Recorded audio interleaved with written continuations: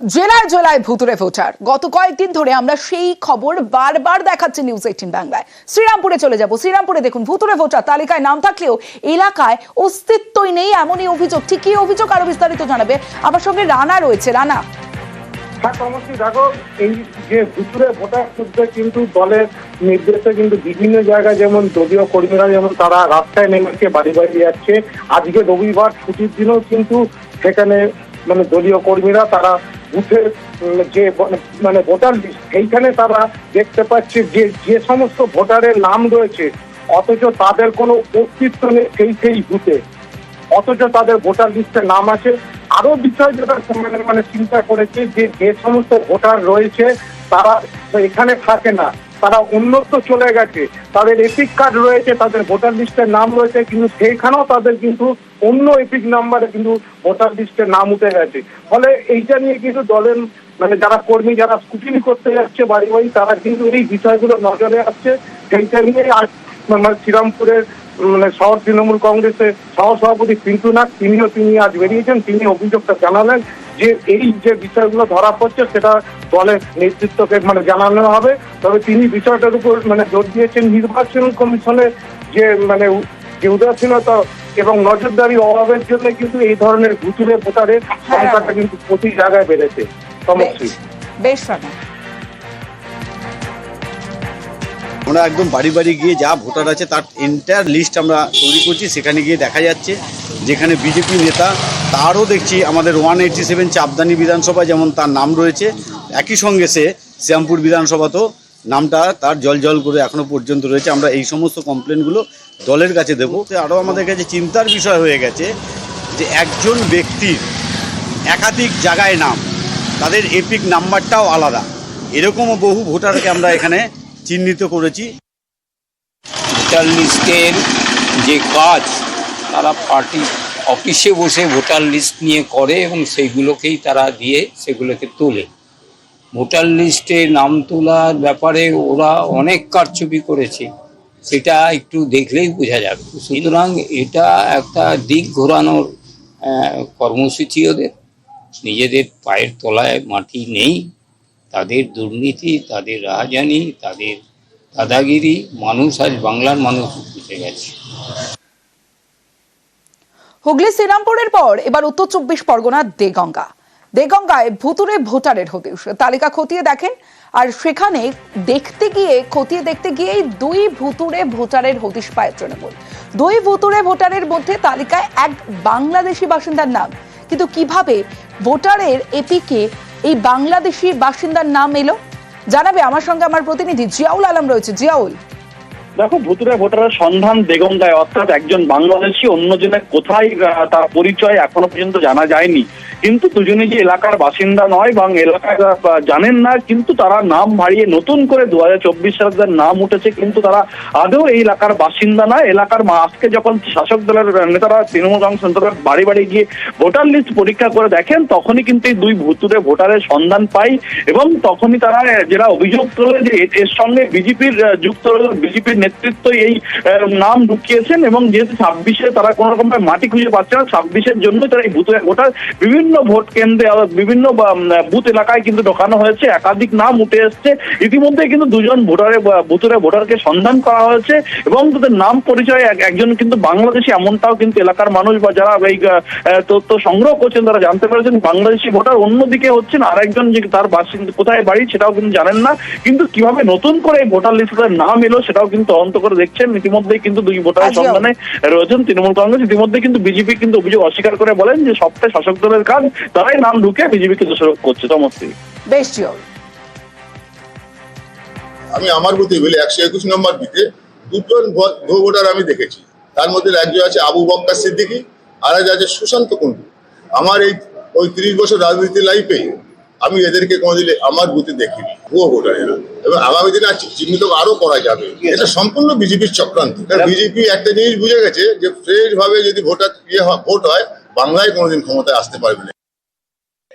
Total প্রত্যেকটা বুথে বুথে যে কাজ হয়েছে সেই বুথের কাজ যারা করেছে এই তৃণমূল কংগ্রেসের সরকারি কর্মচারীরা প্রত্যেক জায়গায় আমরা যখন এই নাম ধরে ধরে অভিযোগ করতে গেছি, সেগুলো ভোটার লিস্ট নতুন করে বেরোনোর পরে দেখা গেছে একটা নামও কাটেনি। এরা যে রিপোর্টটা নিয়ে খাড়া করেছে সেই রিপোর্টের পরে নির্বাচন কমিশন সিলমোহর দিয়েছে। আর ভুয়ো ভোটার যদি থাকে তার সুফলটা রাজ্য সরকারে যে ক্ষমতায় থাকে সেই ক্ষমতাসীন রাজনৈতিক দলই নেয়। হুগলি, উত্তর 24 পরগনার পর এবার মুর্শিদাবাদের রানীনগরে সেখানে এক বুথে 34 এপিকে গরমিল। রানীনগরের হুরসির 11 নম্বর বুথে ভুরি ভুরি গরমিল। বিস্তারিত জানাবে প্রণব, রয়েছে আমার সঙ্গে। প্রণব, দেখুন, রানীনগর 1 নম্বর ব্লকের হুরসি অঞ্চলের যে 11 নম্বর বুথে যখন তাদের এপিক সার্ভে করতে যায় যে ঠিক আছে কিনা, সেই কারণে বাড়ি বাড়ি যাই রানীনগরের যিনি এমএলএ বিধায়ক রয়েছেন সৌমিক হোসেন, তার নেতৃত্বে, তখন দেখা যায় যে প্রায় 34 জনের এপিকে গরমিল এবং এই এলাকার বেশিরভাগ মানুষই হচ্ছে পরিযায়ী শ্রমিক এবং তার ফলে কিন্তু পরিবারের মধ্যে আতঙ্কের পরিবেশ তৈরি হয় এবং তাদের দাবি যে এই এপিকগুলো যখনই দেওয়া যাচ্ছে তখনই দেখা যাচ্ছে হরিয়ানার ঠিকানায় অন্য ব্যক্তির নামও কিন্তু দেখা যাচ্ছে একই এপিক নাম্বারে এবং তাদের দাবি যে যেমন করে হোক তাদের এপিকের যে ভুল রয়েছে সেটা যেন সংশোধন করে দেওয়া হয়। যদিও বিধায়কের তরফ থেকে আশ্বাস দেওয়া হয়েছে যে যাতে দ্রুততার সঙ্গে এই এপিকগুলো সংশোধন করা যায় সেই ব্যাপারে প্রশাসনকে জানানো হয়েছে এবং প্রশাসনের পক্ষ থেকেও সেই ব্যাপারে নিশ্চয়তা পাওয়া গিয়েছে বলে কিন্তু দাবি করেছেন বিধায়ক সৌমিক হোসেন। বেশ, মুর্শিদাবাদের লোক আমরা, পশ্চিমবঙ্গে।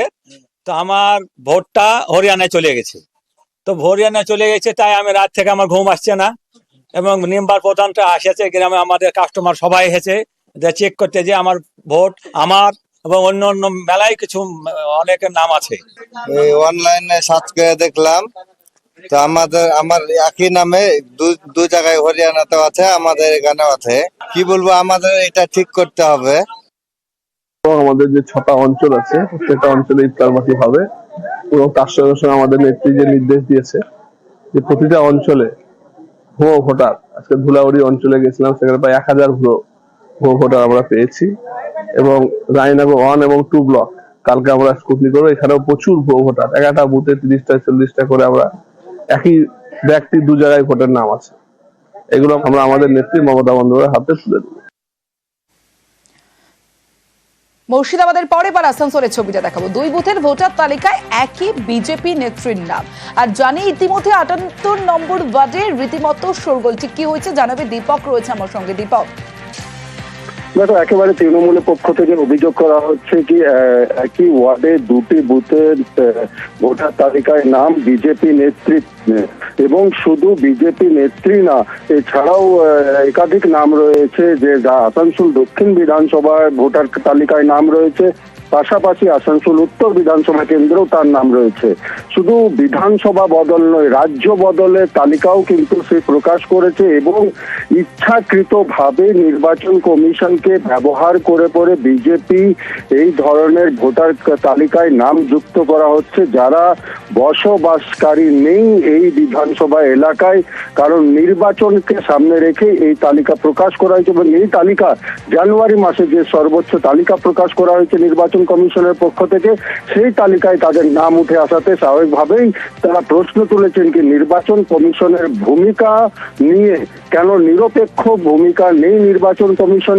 বিজেপি নির্বাচন কমিশনের আধিকারিকদের উপরে প্রভাব খাটিয়ে এই ধরনের তালিকা করা হচ্ছে। আসানসোলের এই বার্নপুর অঞ্চলই হচ্ছে মিশ্র ভাষাভাষীর লোক থাকে, তারা বার্নপুর ইস্কো কারখানায় কর্মসূত্রে কিন্তু বিভিন্ন ভাষার লোক এইখানে জড়ো হয়, তারই কিন্তু বিশেষ করে সুযোগ নিচ্ছে বিজেপি এবং এই ধরনের তালিকায় তারা তৈরি করছে। যদিও বিজেপি অভিযোগ মানতে নারাজ, ভুল করে বা নির্বাচন কমিশনের গাফিলতির কারণে এই বিজেপি নেত্রীর দুই জায়গায় নামের তালিকায় নাম এসছে নির্বাচন কমিশন। ভোটার কার্ড স্থানান্তর করিয়েছেন এমনটাই দাবি করেছেন বিজেপি নেত্রী নজনীন সাবিহার। আসানসোল দক্ষিণ বিধানসভা মাইনরিটি মোর্চা নম্বর 2 এর যিনি প্রেসিডেন্ট নাজনীন শবনম, তার 2টো এপিক কার্ড আছে। তিনি আগে থাকতেন নরসিংদীতে, সেখান থেকে তিনি ট্রান্সফার করিয়ে এখানে এসেছেন 2 জায়গায় আছে। শুধুমাত্র আসানসোল বিধানসভাতেই হয়তো ভুয়ো ভোটারের সংখ্যা 5 থেকে 7 হাজার হবে এবং বিজেপি নির্দিষ্ট রাজনৈতিক লক্ষ্য নিয়ে যেখানে মিশ্র ভাষাভাষীর ভোটার মানে মানুষের বাস, সেখানে কিন্তু এই মেল প্র্যাকটিসিংটা তারা করছে।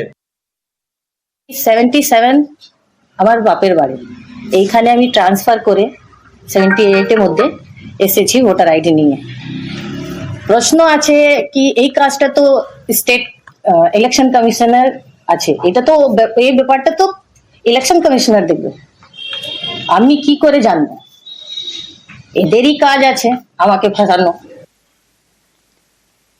এবার জলপাইগুড়ি এপিকগড় মিলে বিএলওদের একাংশের ভূমিকায় রীতিমতো প্রশ্ন। ভোটার লিস্টের নাম তোলা বাদে বিএলওদের বড় ভূমিকা, আর সেইখানে জলপাইগুড়িতে ইতিমধ্যে স্ক্যানারে 126 ভোটার। কি করে 126 ভোটার স্ক্যানারে এলো জানাবে শান্তনু, রয়েছে আমার সঙ্গে। শান্তনু, দেখো, প্রশ্নটা কিন্তু দীর্ঘদিন ধরে উঠছিল, কারণ ভোটার তালিকা, গরমিল, ভুতুড়ে ভোটার এবং এই সমস্ত বিষয় নিয়ে কিন্তু সমীক্ষা শুরু হয়েছিল। বাড়ি বাড়ি স্কুটির কাজ শুরু করেছে তৃণমূল নেতৃত্ব। বুথ স্তরে তাদের তৃণমূল যারা বুথ সভাপতি রয়েছেন তারা যাচ্ছেন, স্থানীয় পঞ্চায়েত সদস্যরা যাচ্ছেন, এবং তা করতে গিয়ে জেলার যে তৃণমূলের 16টি সাংগঠনিক বুথ রয়েছে তার মধ্যে দেখা যাচ্ছে যে 16টি সাংগঠনিক ব্লকে কিন্তু বিভিন্ন জায়গাতে গরমিল ধরা পড়ছে। বিশেষ করে ভুতুড়ে ভোটারের নাম তালিকাও উঠে আসছে। ইতিমধ্যে কিন্তু 126 জনের তালিকা পাঠিয়ে দিয়েছেন রাজ্যের শীর্ষ নেতৃত্বের কাছে, পাশাপাশি আরো একাধিক নাম সামনে আসছে। এবং এই নামগুলো কি করে এলো, যাদের এখানে কোনো অবস্থান নেই, অস্তিত্ব নেই, তাদের নামও এখানকার ভোটার তালিকায় কি করে এলো, সেই প্রশ্নই কিন্তু ঘুরপাক খাচ্ছিল বেশ কিছুদিন ধরে। সেক্ষেত্রে কিন্তু বিভিন্ন বুথ থেকে কিন্তু যে অভিযোগ আসছে তাতে যারা বিএলও রয়েছেন, যাদের নাম কাটা, কেউ যদি নতুন ভোটার হন তার নাম যুক্ত করার ক্ষেত্রে যে ভূমিকা থাকে, তাদের ভূমিকাটাই প্রশ্নে উঠছে। কারণ একটি জায়গায় যদি কোনো ভোটার তালিকায় তার কারো নাম উঠতে হয় বা ওঠাতে হয়, সেক্ষেত্রে কিন্তু বিএলওরা কিন্তু ফাইনাল চেকিং করে থাকেন। সেক্ষেত্রে এক্ষেত্রে যে নামগুলো উঠলো, সেক্ষেত্রে বিএলওরা কি ভূমিকা পালন করেছিল সে নিয়ে কিন্তু প্রশ্ন। এক্ষেত্রে বিজেপির কিছু দলীয় নেতৃত্বের সঙ্গে বিএলওদের কিছু সম্পর্ক থাকতে পারে, তারা হয়তো প্রভাবিত হতে পারে, সেই সন্দেহ কিন্তু জানা পাচ্ছে। সব মিলিয়ে বিএলওদের যে ভূমিকা রয়েছে, একাংশের বিএলওর ভূমিকাকে নিয়ে প্রশ্ন চিহ্নের মধ্যে ফেলে দেওয়া হয়েছে এবং সমস্ত কিছুই খতিয়ে দেখা হচ্ছে বলে তৃণমূল নেতৃত্ব জানিয়েছেন। বেশ, অনেক অঞ্চল স্তর থেকে বুথের বিভিন্ন বুথের থেকে অভিযোগ আসে যে কোনো বিএলও হয়তো তারা অন্য মানে যে দলের কথা আমরা বলছি হয়তো তাদের সমর্থনে কাজ করবে, তো তারা এই কাজটা যখন করছে তাদেরকে ম্যানিপুলেট করতে পারে। তো এবার কোনো বিজেপি নেতৃত্বের কথাতে সেই বিএলও যদি এরকম নামগুলো চেঞ্জ করে দেয়, কারণ এখন এটার নিয়মটা এরকম হয়ে গেছে, ওই বিএলওরাই কিন্তু মেন হচ্ছে। 126 জনের তালিকা আমরা প্রশাসনকে দিয়েছি। আমরা চ্যালেঞ্জ করে বলছি, যতজনের নাম উনি 126 জনে দিয়েছেন প্রত্যেকে বাড়ির লোক এবং প্রত্যেকে দেখবেন তৃণমূল করে। আমরা চাই সেই নামগুলো প্রকাশ্যে আনুন। আর তিনি বলেছেন যে বিএলওরা নাকি বিজেপির হয়ে কাজ করছে। তো দিদি একটু আপনি সবকিছু দেখে নিয়ে বলা উচিত, এই বিএলওরা তো আপনাদের সরকারের কর্মচারী, তারা কি বিজেপির হয়ে কাজ করছে? তার মানে আপনার প্রতি তাদের বিশ্বাস নেই?